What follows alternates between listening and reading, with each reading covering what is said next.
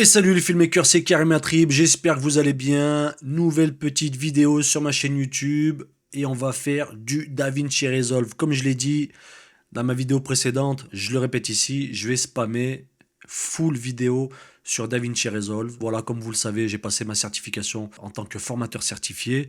Je suis sur DaVinci Resolve depuis 2013, donc ça fait pas loin de 10 ans que je tryhard ce magnifique logiciel et je t'encourage à passer dessus, jeune filmmaker. On a une petite image que j'avais tournée lorsque j'étais à Los Angeles, hein, voilà. J'avais une EVA One. On va faire Alt S. On va mettre un premier nœud qu'on va laisser ici. On va en faire deux autres, d'accord, que je vais placer comme ça. Ici, je vais mettre un CST, un Color Space Transform. Lui, en input Color Space, je vais lui dire que c'est du Panasonic Vegamut. Ok. Après, on va lui dire en input gamma. On va lui dire que c'est. Il est où? Du Panasonic Velog. Donc, déjà, tu vois qu'on a fait une conversion. Qui est plutôt pas mal. En output color space, on va rester sur du Rec 709. Et en output gamma, le Cineon Filmlog. Et sur le nœud d'après, on va faire un clic droit. Et là, on va lui dire tu me mets le LUT. Donc, ils le mettent dans LUT, mais en vrai, voilà, c'est du film print, tu vois. On va aller dans film look et on va prendre Kodak 2383.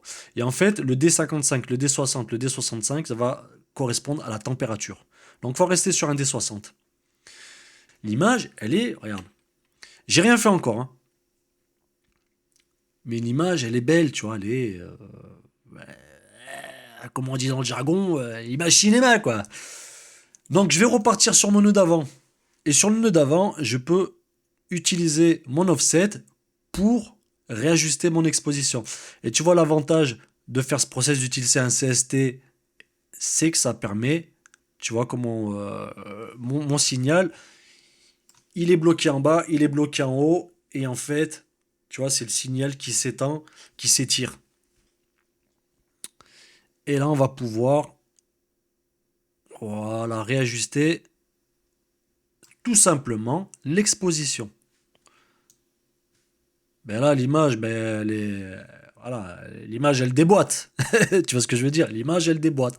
Donc vraiment, je t'encourage à utiliser ce genre de process, à expérimenter aussi de ton côté. Et si tu veux, tu vois, j'ai trois nœuds. Trois nœuds, on a une image de ouf. C'est mieux de faire ce genre de procédé, alors que je vais me faire un petit peu tirer dans les pattes, je sais, mais voilà, je suis un grand défenseur des non-utilisations de lutte. Tu vois ce que je veux dire? Et là, encore une fois, c'est pas. euh, on n'utilise pas un lutte à proprement parler. Tu vois? On fait du film print. Donc après, je vais faire un Alt S pour mettre un nouveau nœud. On va se mettre comme ça. On va peut-être zoomer un peu plus. Et ici, dans Color, on va aller dans Printer Light Hotkey. Donc là, il faut bien l'activer. Et dans le Full Printer, et dans le Half, et dans le Quarter, en fait, tu peux assigner directement des raccourcis. Et moi, sur mon pavé numérique, tu vois, donc là, j'ai le Full Printer, et j'ai le Half. Donc c'est soit par 1, soit par 0,50. Et lorsque je fais ça, tu peux voir que en bas à droite, sur ma parade RGB, donc là, en fait, avec les touches que j'ai assignées, donc je peux monter ou descendre le rouge. Tu peux le voir ici, hein. Tu vois ici, là, tu peux le voir. Je monte 26, 27, 30. Hop, je redescends 25. Et si je veux partir sur des valeurs de moitié, pardon, tu vois, 24, 22, 22, 50. Et là, tu vas pouvoir, comment dirais-je, faire quelque chose de très, très, très lourd. Et là, tu vois, je fais ma petite colorimétrie avec les hotkeys. Tu vois? Voilà, comme ça. On va agir un petit peu sur le rouge. Et si je fais un pomme D, tu vois, juste avec ce nœud, on a récupéré une image qui déboîte sa mère. Bien chaude, on est à Los Angeles, le soleil est bien orangé, tu vois ce que je veux dire, les tons de peau sont bien chauds. Et là, si on passe de ça, bah forcément, tu vois, c'est un petit glow-up. Et aussi, je peux réajuster, donc, voilà, attends, on va retoucher un petit peu, peut-être pas un peu moins comme ça, voilà. Et là, je peux ajuster aussi mon signal lumineux. Voilà, voilà, tac. Ou sinon comme ça, de demi. Voilà, mon petit filmmaker, c'est très très simple. Comment on fait du film print. Et après, bah, la continuité, c'est que bah, tu peux continuer encore. Tu vois, là, j'ai mon pupitre. Voilà, je peux mettre un petit peu plus de contraste. Voilà, Alt P, je vois pas que le micro. Voilà, je mets un petit peu plus de saturation ou un peu moins. Tout dépendra de ce que tu recherches. Tu vois, je suis à 44. Voilà. L'essentiel, c'est de savoir ce qu'on fait. Surtout dans la colorimétrie, hein. C'est pas quelque chose d'à peu près. C'est pas un truc je teste au hasard. Je bouge les potards. Voilà, voilà, je touche les boules du pupitre, bien sûr, mais voilà, je sais ce que je fais et honnêtement, voilà, tu vois l'image, elle est vraiment, comme on dit, elle est vraiment énervée. Tu vois, je peux faire un Alt K pour aller tout à la fin. Je pourrais retoucher un petit coup de pipette, par exemple comment dirais-je, sur ma voiture. Donc soit j'utilise la pipette, soit je vais dans Color. Et ici dans Color, c'est où déjà? Dans t'as des presets, donc les Six Vector. Je vais prendre le blue. C'est peut-être même du cyan, je suis sûr, la voiture, hein. Je vais faire un shift H. Et voilà, ça m'a sélectionné automatiquement. Enfin, pas automatiquement, c'est des plages de couleurs qui sélectionnent. Ça m'a sélectionné ma voiture. Et après moi, je peux directement, plus ou moins, agrandir mon signal. Là, je pense qu'on est à peu près bon. On peut cleaner un petit peu le black. On peut cleaner un petit peu les whites. Mettre un petit peu de blur. Boom. Après, une fois que j'ai fait ça, je peux intervenir sur mon hue. Donc moi, je peux le faire à la souris, mais je vais le faire au pupitre, tu vois. Et là, je peux changer la teinte de ma voiture. Tu vois, hop. Donc, je suis comme ça. Voilà, je la mets un tout petit peu plus bleu. Et je lâche. Et voilà, merci, au revoir. Tu vois, juste la voiture, boum. C'est satisfaisant. Puis j'ai acheté un nouveau clavier, à l'ancienne clavier Mac, à l'ancienne que j'ai trouvé d'occasion, mais qui est vraiment, vraiment, vraiment trop bien. Trop satisfaisant. Voilà, tac. Je peux enlever de la saturation de la voiture. Voilà, bah, c'est magnifique. Hop.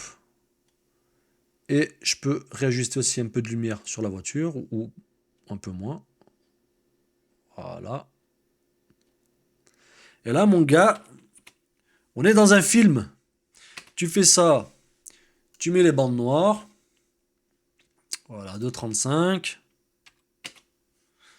Et là, gringo, hey gringo, on est dans un film. Là, franchement, l'image, elle est vraiment, vraiment, vraiment énervée. Donc voilà comment on utilise correctement du film print. Et à la suite, on va mettre El Granito de la Muerto. On va mettre du grain. Tac. On va se mettre en 35 mm 200. On va mettre Grain Only. On va zoomer un petit peu plus parce que je veux voir la densité de mon grain. La texture, on va peut-être la baisser comme ça.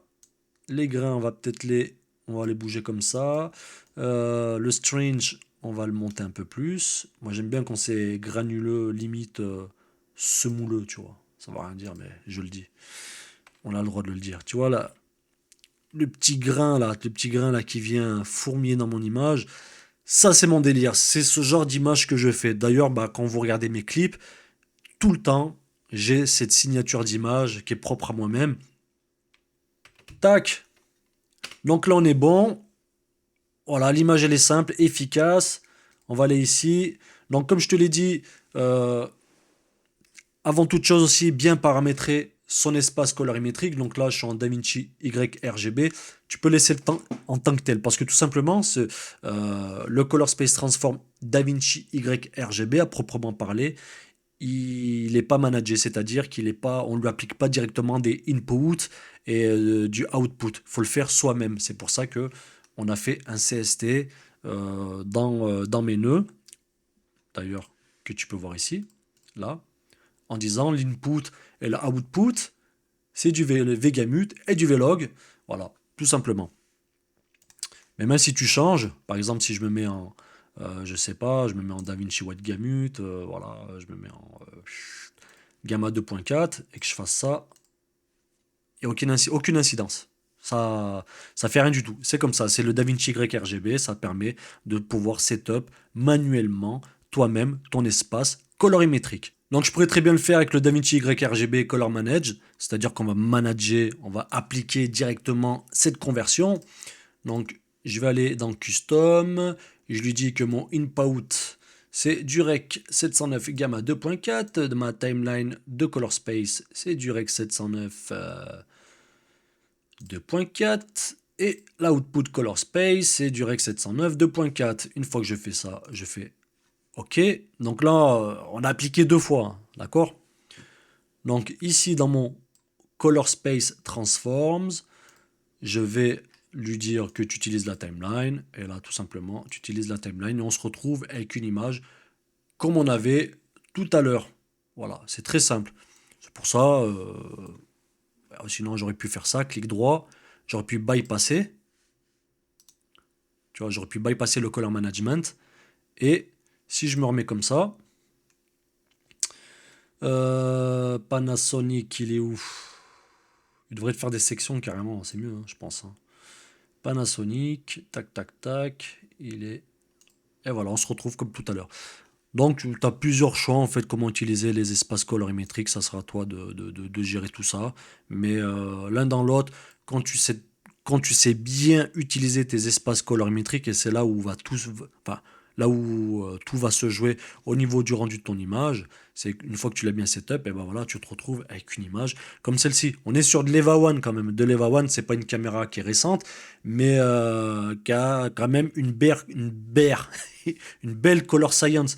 Donc, je t'invite à suivre ce petit tuto, mon petit filmmaker. Si ça t'a plu, n'hésite pas à mettre un pouce bleu. Et si ça t'a pas plu, n'hésite pas à mettre aussi un pouce bleu. Abonne-toi, petit commentaire. Tu mets en commentaire. Voilà, pour ceux qui veulent d'autres tutos sur des thèmes très précis. Allez-y les gars, faites-vous plaisir. Je me ferai une joie de pouvoir inonder YouTube avec mes tutos. Et voilà, si tu kiffes mon travail et que tu kiffes ce rendu à l'américaine, parce que nous, on bosse à l'américaine. Et puis voilà mon petit filmmaker, je te fais la bise et je te dis à la prochaine.